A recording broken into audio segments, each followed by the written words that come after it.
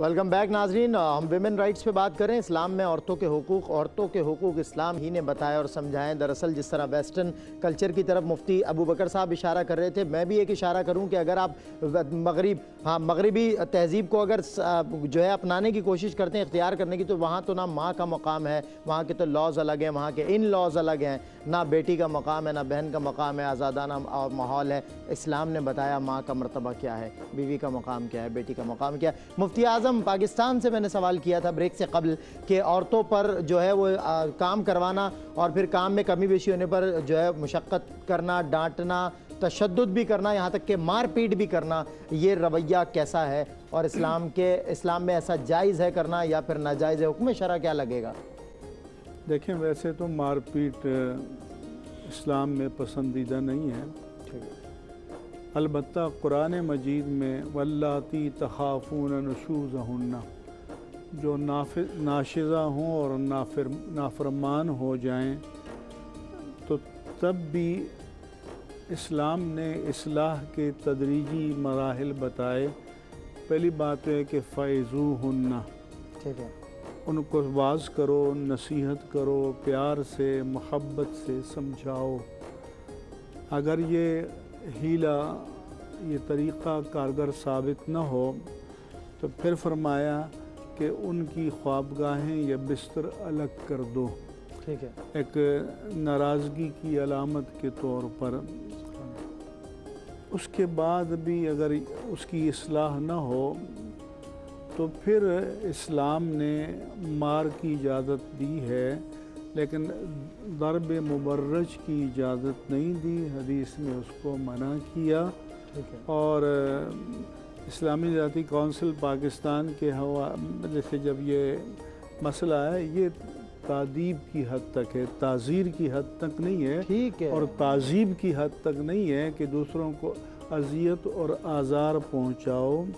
اتنا جتنا تادیب کے معنی ادب سکھانے کی حد تک ہو، یہ نہیں ہے کہ دوسرے کو اذیت پہنچانا۔ آج کل جو ہمارے معاشرے میں خرابی کی یہ واقعات آ رہے ہیں، ان کو بگاڑنے میں فلم میڈیا، ڈرامہ میڈیا، ٹیلی ویژن میڈیا، ان سب کا بہت بڑا دخل ہے۔ پھر انہوں نے اذیت و آزار اور موت کے مناظر کو اتنا کثرت سے دکھایا کہ وہ جو ایک خوف تھا لوگوں کے ذہنوں میں وہ دور ہو گیا، اور پھر کسی نے کوئی ایسا کام کیا اس کو ہیرو کے طور پر جیسے پیش کر رہے ہیں، تو اس کی وجہ سے ہمارا معاشرہ جو ہے وہ تباہی کا شکار ہوا، اقدار ہماری پامال ہوئیں، باہمی احترام پر مبنی جو ایک مربوط اور منظم خاندانی نظام تھا اس سے وہ متاثر ہونے لگا۔ ہمارے مسائل کا حل یہ ہے کہ لوٹ پیچھے کی طرف ہے گردش ایام تو، کہ ہمیں اسی باہمی احترام اور باہمی اکرام اور تربیت کے ماحول کی طرف جانا چاہیے، کیونکہ ہم دوسروں کو اگر محبت سے قائل کر سکتے ہیں تو پھر سزا کی طرف نہیں جانا چاہیے۔ لیکن ایک درجہ ایسا آتا ہے کہ انسان ناقابل اصلاح ہو جاتا ہے۔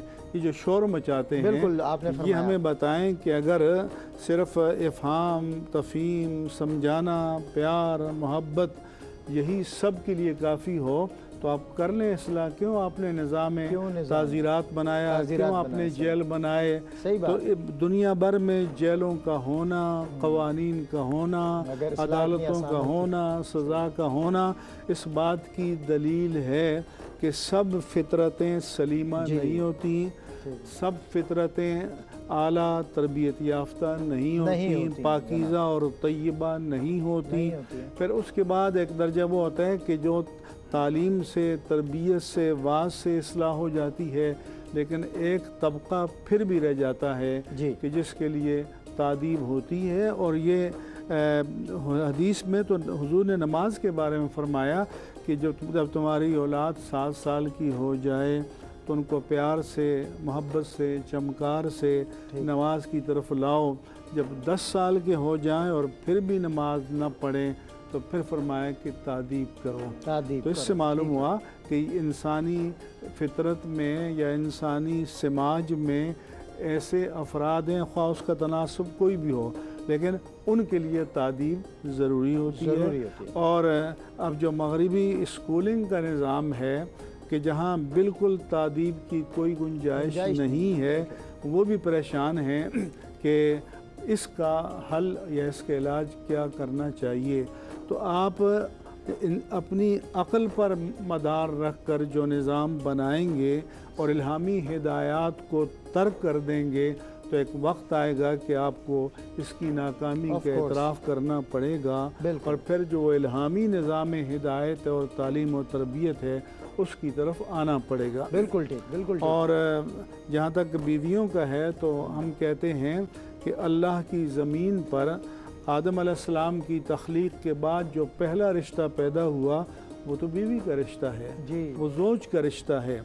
باقی جو خاندانی نظام ہے وہ اس سے آگے چلا ہے، تو اس لیے شریعت نے ان دونوں کے لیے حقوق و فرائض کا ایک باقاعدہ ضابطہ مقرر کیا، لیکن یہ بھی فرمایا کہ وَلَا تَنْسَبُوا الْفَضْلَ بَيْنَكُمْ، کہ تم ہر سب 90 ڈگری کے اینگل پہ تن کر کھڑے ہو جاؤ اور اپنے اپنے حقوق کی گردان کرو تو مسئلہ حل نہیں ہوگا۔ فرمایا کہ اپنے درمیان فضل کو فراموش نہ کرو، اور فضل یہ ہے کہ دوسرے کو اس کے حق سے زیادہ دینا اور خود اپنے حق سے کم لینا۔ تو ہر ایک کو ایڈجسٹیبلٹی کی طرف آنا چاہیے، کمپرومائزنگ ویز ہونے چاہیے جس سے نظام بالکل صحیح کمپریہنسو ایک سوسائٹی کا بھی یہ جو ہے معاملہ ہونا چاہیے کہ ایک دوسرے کے ساتھ کمپرومائزنگ ویز ہوں، ایک دوسرے کے ساتھ سپورٹ ہو، ایک دوسرے کے ساتھ جو ہے تعاون ہو، اور اس تعاون کی کمی نے دراصل یہ تلخیاں ہم میں پیدا کی ہیں۔ اگر تعاون ہم لوگوں میں بڑھ جائے، باہمی رضامندی ہو، تعاون اور تربیت بھی ہے، اور تربیت بھی اقدار کہاں سے سیکھتے ہیں؟ انڈین ڈراموں سے اور فلموں سے، اور یہاں سے سیکھتے ہیں۔ جب ہم نے اپنا مرکز و محور ہی اس سوسائٹی کو بنایا جس تہذیب کا ہم سے کوئی تعلق نہیں ہے، جو خود تباہ شد تہذیب ہے، تو پھر ہم کہاں سے جو ہے اپنی اصلاح کر سکیں گے؟ ناظرین کرام، بزم علم و آگہی میں اور بھی بہت کچھ ہے۔ ایک بریک کے بعد میں نعمت افطار میں آپ کا پھر خیر مقدم کرتا ہوں۔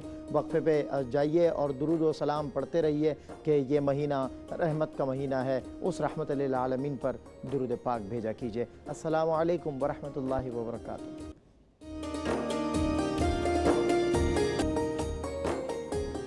خوش آمدید ناظرین، بزم علم و آگہی میں آپ کا خیر مقدم ہے۔ آپ جانتے ہیں کہ بزم علم و آگہی میں ہم ہوتے ہیں آپ کے ساتھ، مفتی اعظم پاکستان الحمدللہ تشریف فرما ہوتے ہیں، اور ہماری اور آپ کی اصلاح بھی کرتے ہیں، رہنمائی بھی کرتے ہیں، سرپرستی بھی فرماتے ہیں۔ ناظرین کرام، میں لے چلتا ہوں فقیہ الاسر صاحب کے پاس آپ کو۔ مفتی صاحب قبلہ، نکاح یا شادی کروانے کے معاملے میں زبردستی کرنا، مطلب بہت زیادہ سختی کرنا، بہت زیادہ زبردستی کرنا اور پسند کے خلاف، مرضی کے خلاف شادی کروا دینا، کیا اسلام میں ایسا رویہ جائز ہے یا یہ امر جائز ہے یا نہیں؟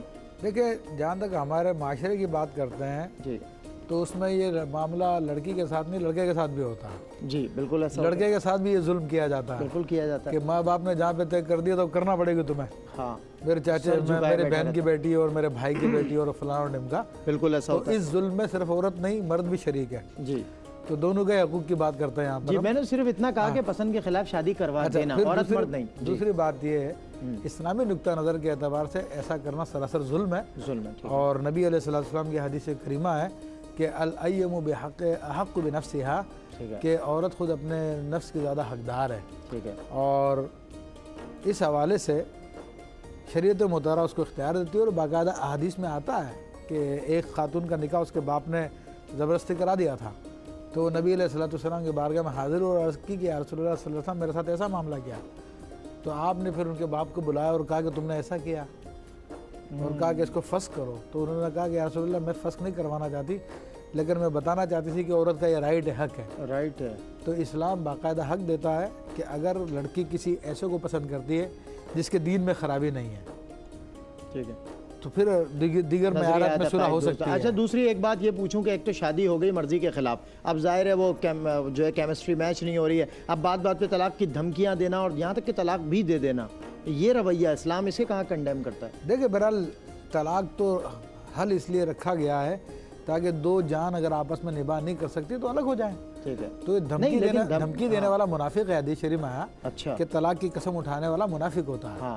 تو اگر ساتھ نہیں رہ سکتے تو ایک راستہ ہے یہ. اچھا گھر کے فیصلوں میں، گھر کے معاملات میں عورتوں کو بھی کچھ اختیار ہے، اور ہے تو کتنا؟ اسلام نے کتنا اختیار دیا ہے؟ دیکھیں جہاں تک گھرداری کا معاملہ ہے اس میں عورت کو پورا اختیار ہے، ٹھیک ہے، اور اس کے مشورے سے وہ سارے کے سارے کام کیا جائے گھرداری کے معاملے میں. ٹھیک ہے. باقی دیگر معاملات میں چونکہ عورت کو تجربہ نہیں ہے کہ بزنس کے اندر کیا چیز کرنی کیا نہیں کرنی، بالکل ٹھیک، تو اس کا وہاں پہ مشورہ اس کا ضروری بھی نہیں ہے. ٹھیک ہے، ٹھیک ہے. تو گھر کے معاملات میں، گھر کو سجانے میں، رشتے کارن میں، رشتے داریاں نبھانے میں تو عورت کو پورا پہننے اوڑھنے کے حوالے سے، بچوں کے حوالے سے. ٹھیک ہے مفتی صاحب، ان تینوں سوالات پہ جو میں نے مفتی صاحب سے کیے ہیں، میں آپ کی بھی رائے سننا چاہتا ہوں. آج رائے ماشاءاللہ جدا جدا بھی ہے، فضا بھی. کیا اس میں؟ جی اس میں پہلا سوال، زبردستی نکاح کروا دینا، بغیر پسند کے خلاف کروا دینا. دیکھیں قرآن کریم میں ہے کہ وَإِذَا طَلَّقْتُمُ النِّسَاءَ فَبَلَغْنَ أَجَلَهُنَّ فَلَا تَعْضُلُوهُنَّ أَن يَنكِحْنَ أَزْوَاجَهُنَّ إِذَا تَرَاضَوْا بَيْنَهُم بِالْمَعْرُوفِ. حضرت معقل بن یسار رضی اللہ تعالیٰ عنہ کے متعلق ہے کہ آپ کی بہن کو شوہر نے طلاق دی، تو اس کے بعد یہ ہوا کہ چونکہ وہ ایک طلاق دی تھی تو اس کے بعد عدت گزرنے کے بعد وہ دوبارہ نکاح کرنا چاہتے تھے، تو بھائی نے منع کیا تو حضور نبی کریم علیہ السلام کی بارگاہ میں یہ معاملہ پہنچا. تو اللہ تبارک و تعالیٰ نے قرآن کریم میں فرما دیا کہ جب وہ آپس میں نکاح کرنا چاہتے ہیں تو تم ان کو منع نہ کرو. اس کا مطلب کیا ہوا کہ جو نکاح کرنا چاہ رہا ہے اور جو نکاح کرنا چاہ رہی ہیں تو ان کی مرضی کو شامل حال رکھا جائے گا. اسی طریقے سے حضرت خنسہ رضی اللہ تعالی عنہ کا نکاح کیا گیا، ان کو پسند نہیں تھا، آقا علیہ السلام کی بارگاہ میں گئیں تو آقا علیہ السلام نے حضرت خنسہ رضی اللہ تعالی عنہ کو مقدم رکھا اور آپ کی بات کو مانا گیا. تو یہی وجہ ہے کہ میں یہاں پر مفتی صاحب کی ہی بات کروں گا کہ مطلب کوئی خاتون ہے تو زبردستی اس کا نکاح نہیں کروایا جا سکتا. حضور شریعت اس کی مرضی ہوگی تو اس کا نکاح کرایا جا سکتا ہے. یہاں تک کہ شریعت میں ایک اور بات آتی ہے، خیار بلوغ. اگر بچپن میں نابالغہ اگر وہ تھی، اس کا نکاح سرپرست نے یا والد نے بھی کر دیا، تو اب جب وہ بالغہ ہوگی تو اس سے خیار بلوغ رہے گا، چاہے تو وہ نکاح کو ختم کر دے اور چاہے تو اسے قبول کر لے. تو یہ بھی شریعت مطہرہ نے جو ہے وہ خواتین کو یا لڑکوں کو بھی یہ حق عطا ٹھیک ہے. اچھا نکاح خلاف رضا ہو گیا، ظاہر مرضی شامل نہیں تھی، اب ہو گیا نکاح. اب میں نے جس طرح مفتی صاحب سے پوچھا کہ ایک تو طلاق کی دھمکیاں دینا اور بے وجہ طلاق دے دینا، بلا وجہ طلاق دے دینا. نکاح کے حوالے سے جی اس کو ولایت اجبار کہتے ہیں. اچھا، کہ ولی کو یک طرفہ حق ہو کہ وہ جہاں چاہے اپنی بیٹی کا نکاح کر دے. ٹھیک. دیگر ائمہ کے نزدیک مشمول فقہ جعفریہ ولی کو ولایت اجبار کا حق حاصل ہے، لیکن فقہ حنفی میں نہیں ہے. عاقلہ و بالغہ عورت سے اس کی مرضی پوچھی جائے گی. یہی وجہ ہے کہ ہمارے جب نکاح ہوتا ہے تو ایک وکیل مقرر ہوتا ہے، 2 گواہ مقرر ہوتے ہیں. اور آج کل جہاں فقہ شوافع بھی چل رہی تھی تو اس قانون کو فقہ حنفی کے مطابق مصر میں اور جگہ بنایا گیا ہے، کیونکہ پریکٹیکیبل یا قابل عمل یہی ہے. لہذا جبراً کسی سے نکاح کرنا، مرضی کے خلاف کرنا، یہ درست نہیں ہے، جائز نہیں ہے. اس کی اجازت کے بغیر منعقد نہیں ہوگا. البتہ ایک چیک شریعت نے اور بھی رکھا ہے کہ کسی عاقلہ بالغہ خاتون نے اپنی مرضی سے اور ولی کی رضامندی کے بغیر کہیں نکاح کیا اور وہ کفر میں یا ایکول اسٹیٹس میں نہیں ہے، تو پھر وہ ولی عدالت سے رجوع کر سکتا ہے کہ اس نکاح کو فسخ کرنے کے لیے جہاں اس کے لیے نکاح باعث عار ہو. لیکن اگر اس نے نکاح کفر میں کیا ہے، ایکول اسٹیٹس میں کیا ہے، تو پھر وہ نکاح قائم رہے گا. ٹھیک ہے.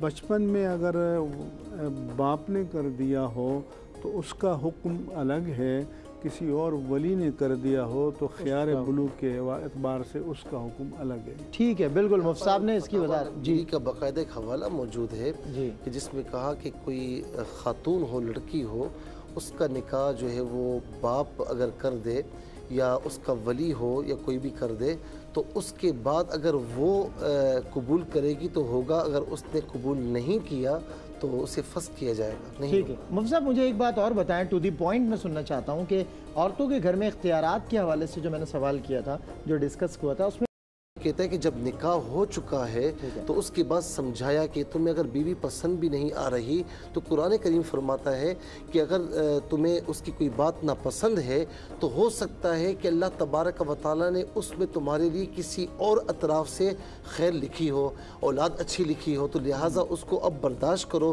اور نبھانے کی کوشش کرو. یہاں تو بلا وجہ کی بات ہو رہی ہے، طلاق کی دھمکی دینا یہ بالکل اس طرح صحیح نہیں ہے. ہاں خدا نہ خاصہ بالکل نہیں بن رہی تو اللہ تبارک و تعالیٰ نے حق رکھا ہے کہ علیحدہ ہو جائیں. بالکل نہیں، بلا وجہ جو طلاق بلا وجہ اس طرح بالکل نہیں کرنا چاہیے.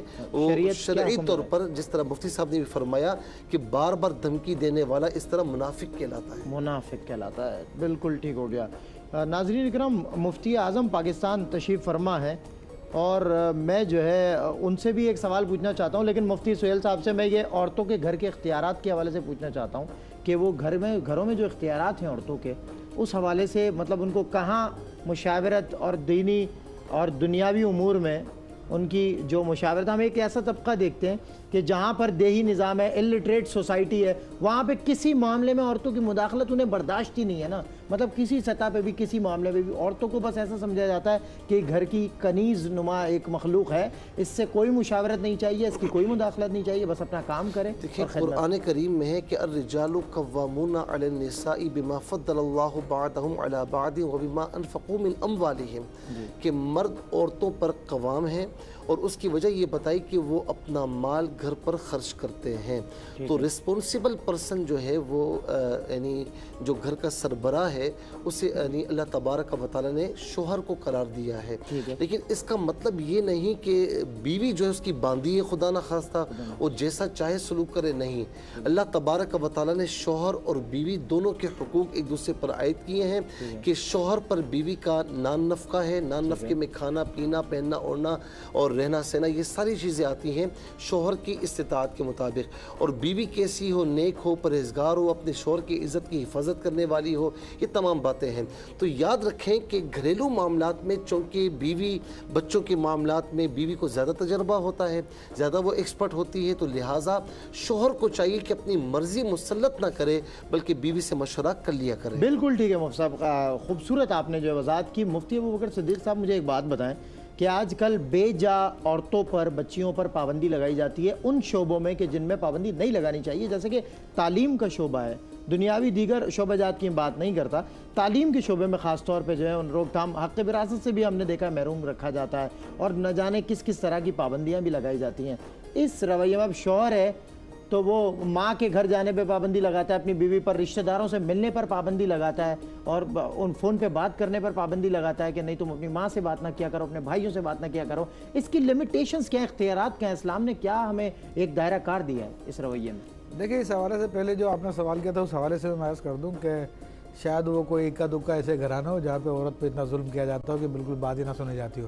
ہم نے تو یہ دیکھا کہ عورت پہ عورت ہی ظلم کرتی ہے. لڑکی بیاہ کے جاتی ہے تو وہ بے اختیار نہیں ہوتی ہے، ساس اس کے اوپر ظلم کر رہی ہوتی ہے. وہ ساس وہ اس لڑکی کو کیا، آنے والی بہو کو کیا، اپنے بیٹے کو بھی اپنے انگوٹھے کے نیچے رکھتی ہے. تو یہ بلا وجہ ہمارے مسلمانوں کے بارے میں پروپیگنڈا یونوں کی طرف سے پھیلایا جا رہا ہے کہ یہاں پہ عورتوں کے اوپر جو زیادتی کی جاتی ہے، وہاں پہ زیادتی حالانکہ وہاں پر ہے، پھر وہ خود کرتی ہے، خود کر رہی ہوتی ہے. تو یہ بالکل غلط قسم کی باتیں ہم لوگ ہمارے معاشرے کے بارے میں. حالانکہ ہمارے یہاں پہ گاؤں دیہاتوں میں مشہور ہے یہ محاورہ کہ جورو کا غلام ہے. وہ جورو کا غلام کہتے ہیں اس لیے کہ بیوی مرد کو دبا کے رکھتی ہے. بالکل غلط بات ہے کہ جناب ہمارے یہاں پر مرد اس کو بالکل غلام بنا کے رکھتا ہے. اچھا، دوسرا بیجا پابندیوں کا جہاں تک تعلق ہے، اسلام نے ایک حدود اربع مقرر کیا ہوا ہے، ایک لمیٹیشن مقرر کی ہوئی ہے. خاتون اپنے ماں باپ اپنے رشتہ داروں سے مل سکتی ہے، لیکن اگر وہ رشتہ داروں سے ملنا فتنہ کا باعث بنتا ہے یا ماں باپ جو ہے لڑکی کو اکساتے ہیں تو پھر میاں پابندی لگا سکتا ہے کہ وہ اس کے گھر پہ نہ آئیں ملنے کے لیے. کیونکہ ہم نے ایسا بھی سنا ہے، ابھی اسی یہاں پہ ایک دفعہ پروگرام ہو رہا تھا، ایک فیصل آباد کے مشہور نعت خواں بتا رہے تھے کہ ایک لڑکی نے طلاق اس لیے لے لی اپنے میاں سے کہ جناب وہ ان کو جو ہے آئس کریم کھلانے کے لیے فلاں دکان پہ نہیں لے کے جاتا. بتاؤ اتنے یعنی اسٹینڈرڈ کی دکان ہے وہاں پہ جانا اس کو، تو وہ نہیں لے کے جاتے اس لیے طلاق لے لیے۔ مفتی صاحب یہ دیکھیں سوسائٹی میں یہ بات دیکھنے میں آتی ہے کہ بہنیں اکساتی ہیں، جب جو بہن شادی ہو کے جاتی ہے بہنیں برداشت نہیں، بہنیں اکسا رہی ہیں، ماں اکسا رہی ہے، اور طلاقیں جو ہے نا وہ وقوع ہو جاتی ہیں اور ان کے وجوب ساکت ہو جاتے ہیں۔ وجہ یہ ہے کہ وہ اپنے ہی اکسارے ہوتے ہیں۔ اچھا بات یہ آپ نے حقوق کی بات کی نا، دیکھیں ہمارے یہاں پہ شریعت نے باقاعدہ حق دیا، ماں باپ سے مل سکتی ہے، ان سے ملنے کے لیے ماں باپ اگر ضرورت مند ہے تو روزانہ خدمت کے لیے جا سکتی ہے، اور اگر بیمار نہیں ہے تو روزانہ ہفتے میں ایک دفعہ ملاقات کے لیے جا سکتی ہے، باقاعدہ فقہ نے اس کا ٹائم ٹیبل مقرر کیا، اپنے محرمات سے ملنے کے لیے سال میں ایک مرتبہ جا سکتی ہے۔ لیکن یہ سب کا سب اس صورت میں ہے جب کہ امن کا زمانہ ہو۔ اگر ان کے پاس جانا فتنے کا باعث بنتا ہے اور لڑکی کو وہ ذہن کو خراب کرتا ہے، کیونکہ کتنی فیملیز کو ہم نے دیکھا کہ لڑکی صحیح ہوتی ہے، وہ بسنا چاہتی ہے، لیکن لڑکی کے رشتہ دار اس کو اکساتے ہیں کہ نہیں تجھ پہ ظلم ہو رہا ہے، تیرے ساتھ بھلا نہیں ہو رہا۔ یہاں تک کہ یہاں پہ ARY میں پروگرام کر رہا ہوں، ایک حدیث میں نے بیان کر دی، وہ حدیث شریف مسند احمد بن حنبل کی تھی کہ مرد کا حق اپنی بیوی پہ اتنا ہے کہ اگر پورا جسم اس کا پیپ سے بھرا ہو اور چاٹ کے صاف کر دے تو بھی اس کا حق ادا نہیں کرے گا، ادا نہیں ہوگا۔ تو ہمارے ایک جاننے والے لنڈن سے یہاں پر آ گئے مجھ پہ کمپلین کرنے کے لیے، کیونکہ انہوں نے اپنی بیٹی کو طلاق دلوائی ہوئی تھی اسی انگریزی معاشرے کی چمک کی وجہ سے۔ کہ جی آپ نے اتنی سخت حدیث بیان کی، کہاں ہے وہ حدیث شریف، اس کا حوالہ بتاؤ۔ تو اصل میں تو ذہن تو ہم لوگوں کے بگڑے ہیں۔ صحیح بات ہے، ہمارے ذہنوں میں جو شیطان ہے اور وہ کہتے ہیں کہ اسلام کی کمزوریاں، مسلمان کی کمزوریاں۔ بالکل ٹھیک ہے مفتی صاحب، بالکل ٹھیک ہے۔ ایک وقفے کی جانب ناظرین بڑھ رہا ہوں، اور ہمیں اس امر کی ضرورت ہے کہ ہمارے ذہنوں میں جو شیطان گھسا ہوا ہے ہم اس کو کسی طرح اضافہ کر لیں کہ جب ہماری صوفی کانفرنس کی رہنمائی جو ہے ہندو کریں، اسلامک کانفرنسوں کی رہنمائی جو ہے عیسائی کریں، تو پھر ہمارا حل اسلام میں نہیں ملے گا، انہی کے پاس ملے گا۔ بالکل صحیح بات کی ہے مفتی صاحب نے، اور جب اس کلچر کو ہم اپنی سرپرستی دے دیں گے، اپنی حمایت دے دیں گے، تو پھر وہ کلچر تو سرائیت کر جائے گا نا سوسائٹی میں، ہمارے سوسائٹی خود ان کی سرپرستی میں چلے جائیں گے۔ ہاں خود ہم دے دینا اور بات ہے ان کی سرپرستی میں چلے جانا ہے کہ جو ہے نا بات کے دو رخ ہیں، اور ان دونوں رخوں سے ہمیں بچنا ہے۔ اسلام ہی ہمارا ضابطہ حیات ہے، اسلام ہی ہمارا صحیح پیمانہ اور صحیح راستہ ہے، ہمیں اسی پر چلنا ہے اور اسی پر دوسروں کو چلانے کی کوشش کرنی ہے۔ بریک کے بعد علم و آگہی میں اور بھی کچھ ہے، ذرا ہمارے ساتھ جڑے رہیے گا۔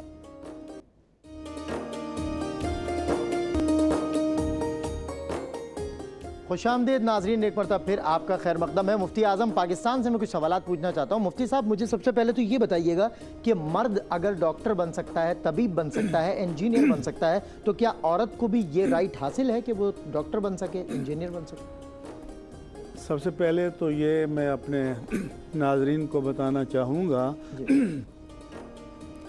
کہ خواتین کو یا بچیوں کو تعلیم سے دور کرنا یہ ہمارے جاہلی قبائلی معاشرے کی روایات ہیں، زبردست، ان کا اسلامی تعلیمات سے کوئی تعلق نہیں ہے جناب۔ اور ہماری تنظیم المدارس اہل سنت پاکستان کے تحت جو طالبات کے مدارس ہیں ان میں جو گروتھ ریٹ ہے نمبر آف اسٹوڈنٹس کے اعتبار سے وہ طلباء کے مقابلے میں زیادہ ہے۔ ٹھیک ہے، بالکل ٹھیک ہے، بالکل ٹھیک ہے، بالکل۔ اس کے بعد میں یہ عرض کرنا چاہوں گا کہ تعلیم ہو یا طب کا شعبہ، میڈیکل کا، یہ عورتوں کے لیے مناسبت رکھتا ہے۔ شریعت کی ہدایت یہ ہے کہ خواتین کے الگ ادارے ہونے چاہیے میڈیکل کے، ٹھیک ہے، ایجوکیشن میں بھی اور آگے پریکٹسنگ ویز میں، پرائمری سے آگے جو ہیں وہ ادارے جب شعوری عمر میں داخل ہوتے ہیں تو الگ ادارے ہونے چاہیے۔ اور جو لیڈی ڈاکٹرز کی ضرورت اس لیے ہے کہ اگر لیڈی ڈاکٹرز ہر شعبے میں اسپیشلسٹ دستیاب ہوں گی تو برائے بغرض علاج خاتون کو کسی مرد کے سامنے نہیں جانا پڑے گا۔ بہت سے آپریشنز ہوتے ہیں، گائنیکالوجی کا شعبہ ہے اور شعبے ہیں، لہذا یہ بات بالکل واضح رہنی چاہیے کہ اسلام تعلیم سے نہیں روکتا، اسلام یہ ہدایت دیتا ہے کہ تعلیم دو، خاص طور پر وہ شعبے جو عورتوں سے مناسبت رکھتے ہیں، جن میں तदरीस और तिब का शोबा है, लेकिन उसमें शरई हुदूद और क़ुयूद की पाबंदी होनी चाहिए। मुफ्ती साहब ये तो क्लियर हो गया कि उन्हें तालीम में नहीं रोक सकते, लेकिन मुझे ये बताइए तजारत और स्पेशली सियासत और लीडिंग पोजीशन पे ख़वातीन का आना, सियासत के मैदान में आगे बढ़ना, क़यादत करना ख़वातीन का सियासी मैदानों में, ये कैसा नज़र आता है? देखिए, हमारा जो निज़ाम आइन व क़ानून है, अगरचे कॉन्स्टिट्यूशनली हम इस्लामी जमहूरिया पाकिस्तान हैं जी, लेकिन तमाम इस्लामी अक़दार और तालीमात नाफिज नहीं हैं। हाँ ठीक है।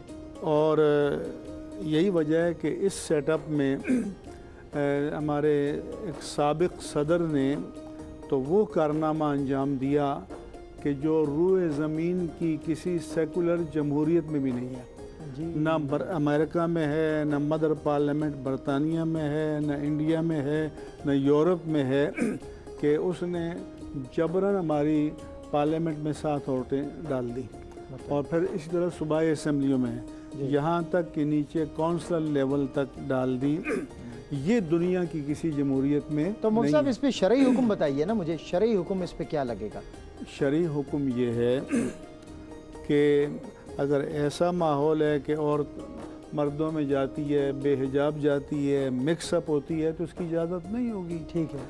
अगर कहीं ऐसा है कि बाहया बापर्दा निज़ाम है, ठीक है, तो फिर उसकी हुदूद और क़ुयूद में होगा। फिर तिजारत भी बहुत से सवाल आप कैसे होते हैं कि ऑब्जेक्टिव टाइप के कि यस और नो में जवाब नहीं दिया जा सकता। नहीं मैं समझ रहा हूँ। उसकी वजाहत करनी पड़ेगी कि शरीयत बिल्कुल सही हुदूद और क़ुयूद इस मामले में क्या है। बिल्कुल अच्छा।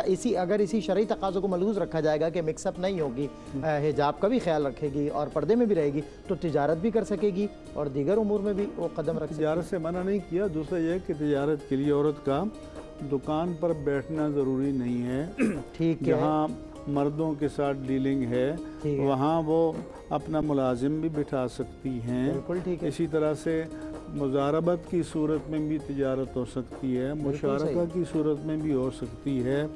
तो बहुत से जो इस्लामी प्रोडक्ट्स ऐसी हैं कि जिनमें शरई हुदूद की पाबंदी बरकरार रखते हुए ख़वातीन अपने माश का काम कर सकती हैं। मिसाल के तौर पर अगर किसी ने पैसे हैं और एक मल्टी स्टोरी बिल्डिंग बना ली, 10-20 फ्लैट बना लिए, वो किराए पे दी जा सकते हैं। और अपना एक वो रिकवरी का एक आदमी मुकर्रर कर सकती हैं जो वसूल करे और लाए।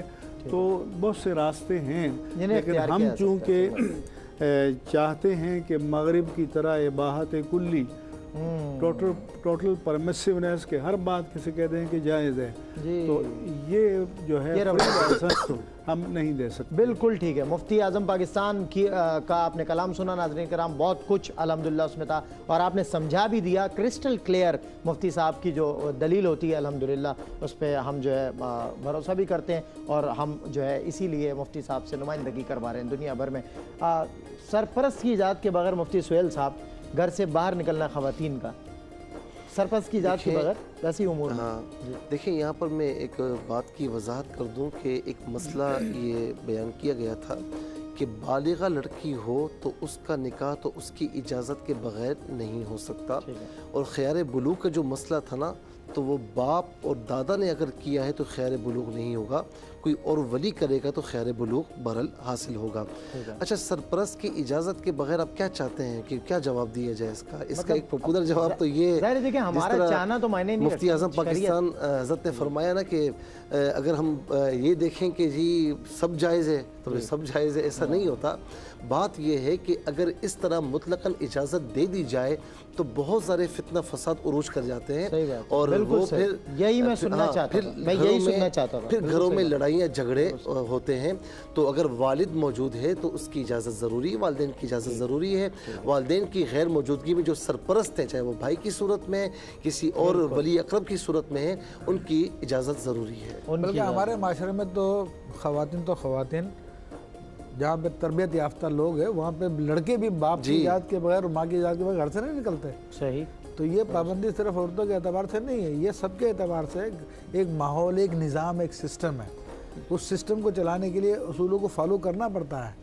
अब उन लोगों ने बराबरी का नाम लेकर जो है हर चीज़ में बराबर। मुझे ये बताइए, बच्चों की नमाज पढ़ने के लिए, रोज़ा रखने के लिए इजाज़त नहीं देंगे फर्ज चीज़ों में। अच्छा मुझे ये बताइए, बच्चों की तरबियत छोड़ के खानगी जिम्मेदारियों को छोड़कर वो जो है बाहर की मसरूफियात में ख़ुद को वक्त देना, खारजी मामलात में इन्वॉल्वमेंट होना औरतों का, इसका इख्तियार इस्लाम ने दिया है औरत को। बड़ी प्यारी बात कही अकबर इलाहाबादी ने, जो मुझे याद आ गई कि तालीम की ख़राबी से हुई बलाखिर शोहर पसंद बीवी, पब्लिक पसंद लेडी। तो आज हमारे यहाँ पे ये माहौल चल रहा है कि उनको पब्लिक पसंद लेडी बनने का बड़ा शौक है, मैडम बनने का बड़ा शौक है, और वो हकूक़ इंसानी के नाम पर। की खराबी से मुराद तो फिर लोग कुछ और भी ले सकते हैं। तालीम से खराबी ये है कि इमाम अहले सुन्नत मुजद्दिद दीन व मिल्लत इमाम अहमद रज़ा क़ादरी मुहद्दिस बरेली रहमहुल्लाह ताला ने लिखा कि उम्रे या हज पे जा रहा है, हज पे तो माँ बाप की इजाज़त लेकर जाए, अच्छा, उनको राज़ी करके जाए, नाराज़ हैं तो माफ़ी मांग के जाए, ठीक है। लेकिन फरीज़ा हज है और माँ या बाप रोकते हैं कि मत जाओ, तो फिर ला ताअत लि मखलूक़िन फ़ी मासियतिल्लाह, तो फिर अल्लाह का फरीज़ा उसने अदा करना होगा। इसलिए ये तालीम के हवाले से उन्होंने बात कही है। जी, तालीम की मैं अपना नजरिया मैं बता दूं। मैं ज़ुबानी बात कर रहा हूं, मैं लतीफ़ बात कर रहा हूं। उसी बात को वज़ाहत कर रहा हूं मैं, जिसको आज हमारे यहाँ पे तालीम कहा जाता है, ये तालीम नहीं है, ये सिर्फ हुनर है जो कमाने का तरीका सिखाते हैं। इंजीनियर बन के तुम्हें किस तरह माल कमाना खींचना, डॉक्टर बन के किस तरह माल खींचना, लॉयर बन के किस तरह माल खींचना, इसकी हैसियत वही है जिस तरह के एक क्या कहते हैं गैरेज के ऊपर एक छोटा काम करता है, वहाँ पे कमाने का तरीका सीखता, उसकी ट्रेनिंग भी वैसे ही है। ट्रेनिंग बस वो यहाँ पर ऐसा माहौल नहीं और उसका यूनिवर्सिटी के अंदर होता है। सही बात। वरना कौन सी तालीम है तुम्हारी जो किसी मुसलमान को बताए कि तुम्हारा गुस्ल किस तरह से दूर होता है, तुम्हारे नमाज के अंदर फ़र्ज कितने हैं, तुम्हें कौन सी कॉलेज यूनिवर्सिटी तुम्हें बता रही है। सही बात। कि तुम्हें ये अगर ये तालीम होती इनफैक्ट इस्लामिक तो हमें बताती कि बीवी से तुम्हें क्या रवैया रखना चाहिए, माँ बाप के साथ तुम्हारा क्या अदब पेश आना चाहिए। ये तालीम तो है ही नहीं। तालीम तो इसका नाम है जो तहजीब सिखाए, ये तो सिर्फ पैसा खींचने का तरीका सिखाती है। तो इसलिए अकबर इलाहाबादी ने इसी तालीम को कहा कि तालीम की खराबी से हुई बलाखिर पब्लिक पसंद लेडी, शोहर पसंद बीवी, पब्लिक पसंद लेडी। अल्लाह से करे दूर तो तालीम भी फितना ही है। फितना सही। इस्लामिक स्टडीज का सब कुछ फितना है जी। पार्टिसिपेशन जी, शुक्र ये करें कि हम जो है इस वक्त जो है सब कुछ फितना कह रहे हैं, मगर औरत फितना नहीं कह रहे हैं, वरना वो कंडेमा में फीडबैक की शक्ल में मिलेगा। अल्लाह से करे दूर तो सब चीजें फितना। इन्नमा अम्वालुकुम औलादुकुम फितना। और मैं यहाँ पर एक वजाहत और भी अर्ज करता चलूँ कि देखें, फितने से मुराद आजमाइश। जी, आजमाइश। देखिए, मैं यहाँ पर एक बात अर्ज करूँ कि जो घर से निकलने का मामला है ना, मुझे ये बताएं कि जब औरत को अल्लाह तबारक व तआला और उसके प्यारे महबूब अलैहिस्सलाम ने बनाया है, अल्लाह ताला ने बनाया ही ऐसा, और आका अलैहिस्सलाम ने बयान फरमा दिया कि औरत घर पर रहे और बग़ैर किसी उज़्र के घर से ना निकले। कोई ज़रूरी काम है, पढ़ना है, लिखना है, शरई हुदूद के अंदर जाना चाहती है, तो कहीं ज़रूरी काम है तो घर वालों की जो है इजाज़त से निकले। और खामखा निकलना चाहती है, कभी यहाँ घूमना कभी वहाँ घूमना, तो घर वाले इसकी इजाज़त नहीं देंगे।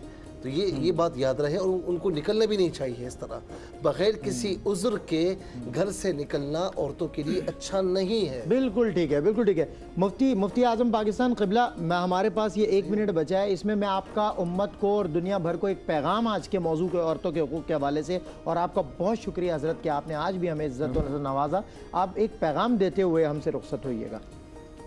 मेरा पैगाम ये है कि हमारे मुआशरे कि जो भी तबक़ात हैं जी, उन्हें अपने हुकूक़ व फ़राइज़ को जानने के लिए, चाहे माँ बाप हों, औलाद हों, बहन भाई हों, मियाँ बीवी हों, दीनी तालीमात पढ़नी चाहिए। बिल्कुल ठीक है। और दीनी मसाइल से मुताल्लिक़ कोई न कोई किताब हमारे मुस्लिम घरानों में होनी चाहिए। ठीक है।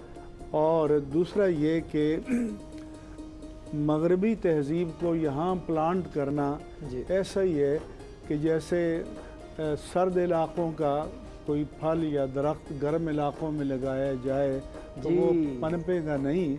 इसलिए हमें अपनी जो तहज़ीबी अक़दार हैं ان کو بھی پیش نظر رکھنا چاہیے اور دینی تعلیمات کو بھی پیش نظر رکھنا چاہیے، اور اپنے گھرانوں میں جیسے مفتی صاحب نے کہا کہ علم جسے کہتے ہیں تو دینی تعلیم و تربیت کا بھی انتظام ہونا چاہیے، اور اس لیے ضروری ہے کہ ہمارے تعلیمی اداروں میں اس کا انتظام نہیں ہے۔ بڑی نوازش مفتی صاحب آپ نے ہمیں جوائن کیا۔ ناظرین کرام، مفتی اعظم پاکستان، چیئرمین مرکزی رویت ہلال کمیٹی، مفتی منیب الرحمان صاحب کے اسی پیغام پر میں ایک وقفے کی جانب بڑھ رہا ہوں، اور بزم علم و آگہی میں آج عورتوں کے حقوق پر بات ہوئی، ویمن رائٹس پہ بات ہوئی، مزید بھی کچھ مختصر سا ایک سوال ہے انشاءاللہ مفتی صاحب سے پوچھ لیں گے۔ ہم نیکسٹ سیگمنٹ میں ثنا خان کے ساتھ آپ سے ملاقات کریں گے، اور اس سیگمنٹ سے بزم علم و آگہی سے اپنے میزبان سے یہ سلمان گل کو اجازت دیجیے، اور مفتی اعظم پاکستان بھی اس سیگمنٹ میں ہم سے رخصت ہو رہے ہیں۔ بریک کے بعد آپ سے ہو رہی ہے ملاقات۔ السلام علیکم ورحمۃ اللہ وبرکاتہ۔